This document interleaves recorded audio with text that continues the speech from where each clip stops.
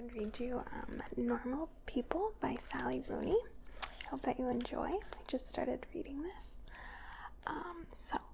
January 2011. Marianne answers the door when Connell rings the bell. She's still wearing her school uniform, but she's taken off the sweater, so it's just a blouse and a skirt. And she has no shoes on, only tights. "Oh, hey," he says. "Come on in." She turns and walks down the hall. He follows her, closing the door behind him. Down a few steps in the kitchen. His mother, Lorraine, is peeling off a pair of rubber gloves. Marianne hops onto the countertop and picks up an open jar of chocolate, spread, in which she has left a teaspoon. "Marianne was telling me you got your mock results today," Lorraine says. "We got English back," he says. "They come back separately. Do you want to head on?"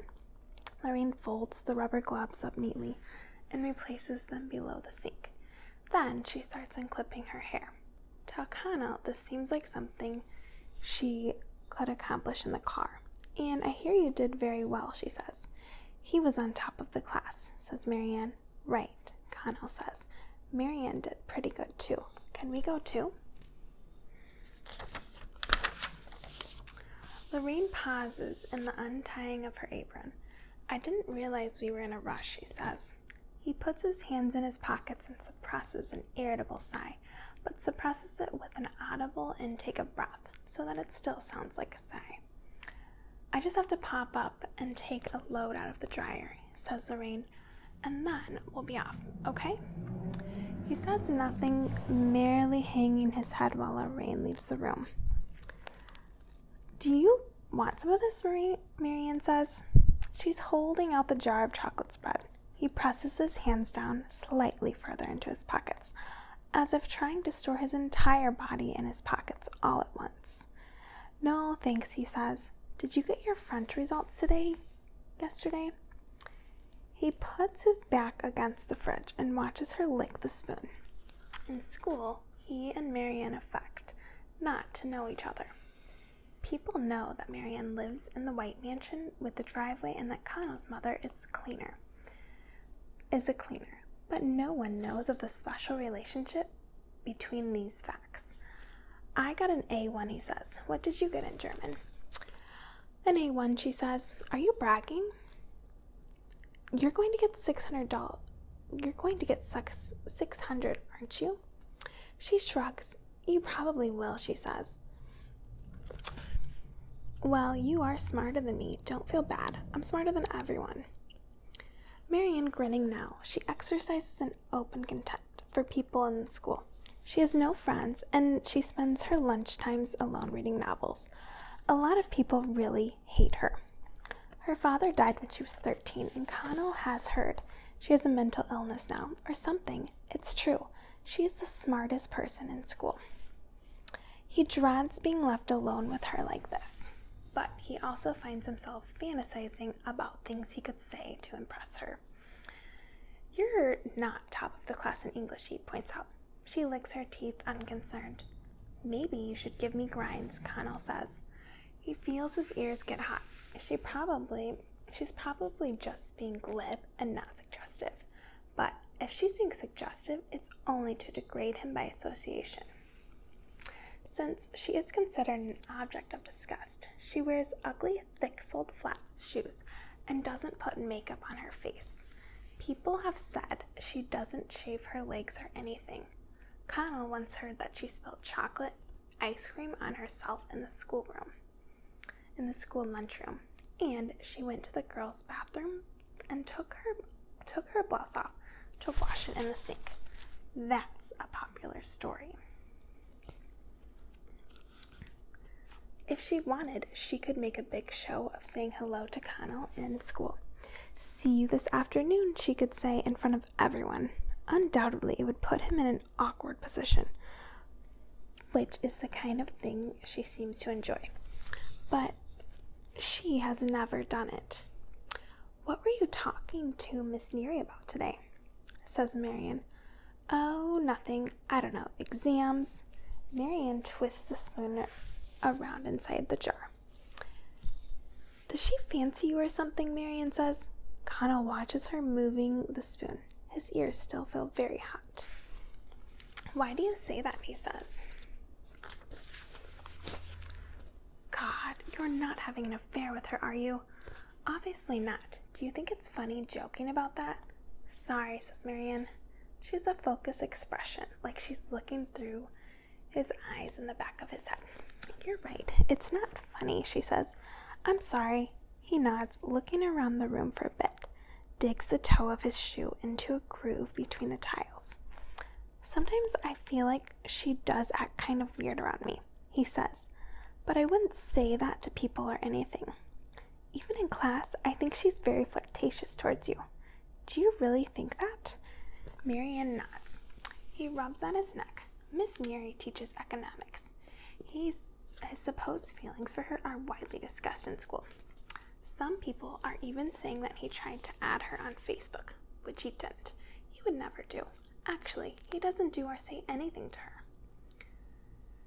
He just sits there quietly while she does and says things to him. She keeps him back after class, sometimes to talk about his life direction, and once she actually touched the knot of his school tie. He can't tell people about the way she acts because they'll think she's trying to brag about it. In class, he feels too embarrassed and annoyed to concentrate on the lesson. He just sits there staring at the textbook until the bar graphs start to blur. People are always going on at me that I fancy her or whatever. He says, "But I actually don't at all. I mean, you don't think I'm playing into it when she acts like that, do you?" "Not that I've seen." He wipes his palms down on his school shirt unthinkingly. Everyone is so convinced of his attraction to Miss Neary that sometimes he starts to doubt his own instincts about it. Okay, all right. He looks at her to confirm she's being serious, then nods. "It's not your fault she acts like that with you," says Marianne. "You're not doing anything wrong." Quietly, he says, "Why does everyone think I fancy her, then?" "Maybe because you blush a lot when she talks to you. But you blush at everything. You just have that complexion." He gives a short, unhappy laugh. "Thanks," he says. "Well, you do. I'm aware you're blushing now." "Actually," says Marianne. He closes his eyes, pushes his tongue against the roof of his mouth. He can hear Marianne laughing. "Why do you have to be so harsh on people?" he says. "I'm not being harsh. I don't care if you're blushing. I won't tell anyone." "Just because you won't tell people doesn't mean you can say whatever you want." "Okay," she says. "Sorry." He turns and looks out the window at the garden. Really, the garden is more like grounds. It includes a tennis court and a large stone statue in the shape of a woman. He looks out at the grounds and moves his face close to the cool breath of the glass. When people tell that story about Marianne washing her blouse in the sink, they act like it's just funny. But Connell thinks the real purpose of the story is something else. Marianne has never been with anyone in school. No one has ever seen her undressed. No one even knows if she likes boys or girls. She won't tell anyone. People resent that about her, and Connell thinks that's why they tell the story as a way of gawking at something they're not allowed to see. "I don't want to get into a fight with you," she says. "We're not fighting. I know you probably hate me, but you're the only person who actually talks to me."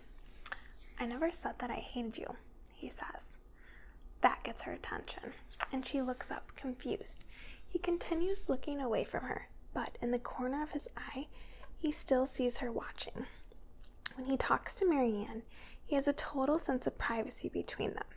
He could tell her anything about himself, even weird things, and she would never repeat them. He knows that.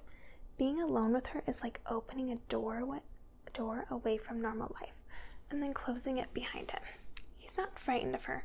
Actually, she's a pretty relaxed person. But he fears being around her because of the confusing way he finds himself behaving, and the things he says that he would never ordinarily say. A few weeks ago, when he was waiting for Lorraine in the hall, Marianne came downstairs in a bathrobe. It was just a plain white bathrobe, tied in the normal way. Her hair was wet, and her skin had that glistening look, like she had just been applying face cream. When she saw Connell, she hesitated on the stairs and said, "I didn't know you were here, sorry." Maybe she seemed flustered, but not really badly or anything. Then she went back up to her room. After she left, he stood there in the hall waiting. He knew she was probably getting dressed in her room, and whatever clothes she was wearing when she came back down would be the clothes she had chosen to put on after she saw him in the hallway. Anyway, Lorraine was ready to go before Marianne reappeared, so he never did get to see what clothes she had put on. It wasn't like he deeply cared to know. He certainly didn't tell anyone in the school about it, that he had seen her in a bathrobe, or that she looked flustered. It wasn't anyone's business to know. "Well, I like you," Marianne says. For a few seconds, he says nothing, and then the intensity of the privacy between them is very severe, pressing in on him with an almost physical pressure on his face and body. Then Lorraine comes back in the kitchen, tying her scarf around her neck. She does a little knock on the door, even though it's already open. "Good to go?" she says. "Yeah," says Connell. "Thanks for everything, Lorraine," says Marianne. "See you next week." Connell is heading out the kitchen door when his mother says, "You can say goodbye, can't you?" He turns to look over his shoulder, but he finds he cannot actually look at Marianne in the eye. So he dresses himself to the floor and said, "Right, bye," he says. He doesn't wait to hear her reply. In the car, his mother puts on her seatbelt and shakes her head. "You could be a bit nicer to her," she says. "She doesn't exactly have an easy time in school." He puts the keys in the ignition, glances in the rear view. "I'm nice to her," he says. "She's actually just a very sensitive person," says Lorraine. "Can we talk about something else?" Lorraine makes a face. He stares out of the windshield and pretends not to see. 3 weeks later, February 2011, she sits at her dressing table, looking at her face in the mirror. Her face lacks definition around the cheeks and jaw. It's a face like a piece of technology, and her 2 eyes are cursors blinking. Or it's a reminiscent of the moon reflected in something, wobbly and oblique. It expresses everything all at once, which is the same as expressing nothing. To wear makeup for this occasion would be, she concludes, embarrassing. Without breaking eye contact with herself, she dips her finger in an open pot of clear balm and applies it. Downstairs, when she takes her coat off the hook, her brother Alan comes out from the living room. "Where are you going?" he says. "Out." "Where's out?" She puts her arms through the sleeves of her coat and adjusts the collar. She's beginning to feel nervous now and hopes her silence is communicating insolence rather than uncertainty. "Just out for a walk," she says. Alan moves to stand in front of the door. "Well, I know you're not going out to meet friends," he says. "Because you don't have any friends, do you?" "No, I don't." She smiles now, hoping that this gesture of a submission will placate him and he'll move from the door. Instead, he says, "What are you doing that for?" "What?" she says. "That weird smile you're doing." He mimics her face, contoured into an ugly grin, teeth bared. Though he's grinning, the force and extremity of this impersonation make him look angry. "Are you happy that you don't have friends?" he says. "No." Still smiling, she takes 2 small steps backwards and then turns and walks towards the kitchen, where there's a patio door, and to the garden. Alan walks after her. He grabs her by the upper arm and tugs her back from the door. She feels her jaw tighten. His fingers compress her arm through her jacket. "If you go crying to Ma'am about this," says Alan. "No," says Marianne. "No, I'm just going out for a walk now. Thank you." He releases her and she slips out through the patio door, closing it behind her. Outside, the air feels cold and her teeth start to chatter. She walks around the side of the house, down the driveway, and out into the street. Her arm is throbbing where she grabbed it. She takes her phone from a pocket and composes a text, repeatedly hitting the wrong key, deleting and retyping. Finally, she sends it. On my way. Before she puts the phone back, she receives a reply. Cool, see you soon. At the end of the last term, the school soccer team reached the final of some competition, and everyone in the year had to take the last 3 classes off to go and watch them. Marianne had never seen them play before. She had no interest in sport and suffered anxiety related to physical education. In the bus on the way to the match, she just listened to her headphones. No one spoke to her. Out the window, black cattle, green meadows, white houses with brown roof tiles. The football team were all together at the top of the bus, drinking water, slapping each other on the shoulders to raise morale. Marianne had a sense that her real life was happening somewhere very far away, happening without her, and she didn't know if she would ever find out where it was and become a part of it. She had that feeling in school, often, but it wasn't accompanied by any specific images of what real life might look like or feel like. All she knew was that when it started, she would need to imagine it. She wouldn't need to imagine it anymore. It stayed tried for the match. They had been brought there for the purpose of standing at the sidelines and cheering. Marianne was near the goalpost with Karen and some other girls. Everyone other than Marianne seemed to know the school chants off by heart somehow, with lyrics she had never heard before. By halftime, it was still 0-0, and Miss Keeney handed around boxes of juices and energy bars. For the second half, the ends changed around, and the school forward were playing near where Marianne was standing. Connell Waldron was the center forward. She could see him standing there in his football kit, the shiny white shorts, the school jersey with number 9 on the back, had very good posture, more so than any of the other players. His figure was like a long, elegant line drawn with a brush. When the ball moved toward the end of the pitch, he tended to run around and maybe throw one of his hands in the air. And then he went back to standing still. It was pleasurable to watch him. And she didn't think he knew or cared where she was standing.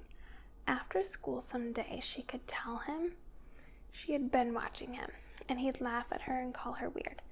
At 70 minutes, Aiden Kennedy brought the ball up the left side of the pitch and crossed over to Connell, who took a shot from the corner of the penalty area, over the heads of the defenders, and it spun into the back of the net.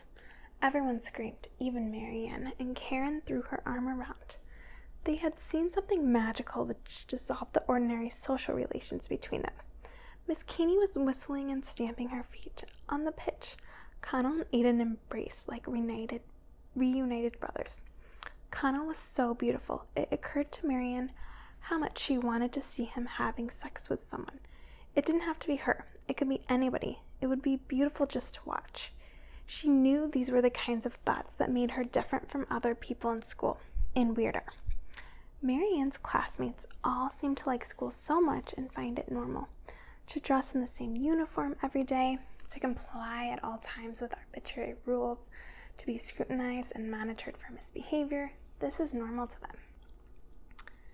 They have no sense of the school as an oppressive environment.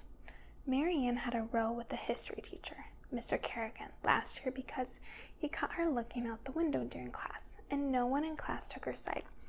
It seemed so obviously insane to her that she should have to dress up in a costume every morning and be herded around a huge building all day, and that she wasn't even allowed to move her eyes where she wanted.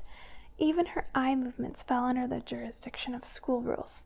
You're not learning if you're staring out the window, daydreaming, Mr. Kerrigan said. Marianne, who had lost her temper by then, snapped back. Don't delude yourself. I have nothing to learn from you. Connell said recently that he remembered the incident and the time he'd felt she was being harsh on Mr. Kerrigan, who was actually one of the more reasonable teachers. But I see what you're saying, Connell added, about feeling a bit imprisoned in school. I do see that. He should have let you look out the window. I would agree there. You weren't doing any harm. After their conversation in the kitchen, when she told him she liked him, Connell started coming over to her house more often. He would arrive early to pick up his mother from work and hang around in the living room, not saying much or stand by the fireplace with his hands in his pockets. Marianne never asked why he came over. They talked a little bit, or she talked and nodded. He told her she should try reading the Communist Manifesto.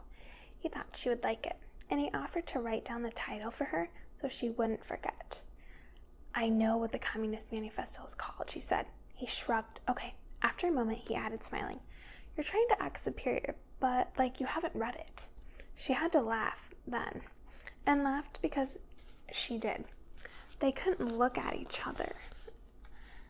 And he laughed because she did. They couldn't look at each other. When they were laughing, they had to look into the corners of the room or at their feet. Connell seemed to understand how she felt about school.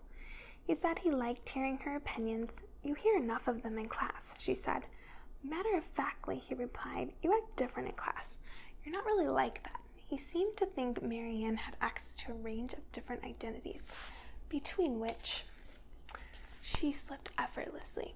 This surprised her, because she usually felt confined inside one single personality, which was always the same regardless of what she did or said.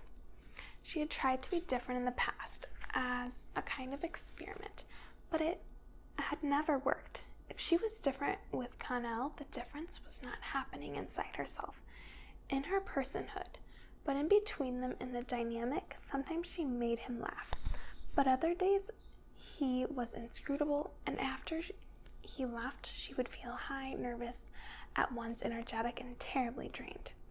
He followed her into the study last week while she was looking for a copy of The Fire Next Time to lend him.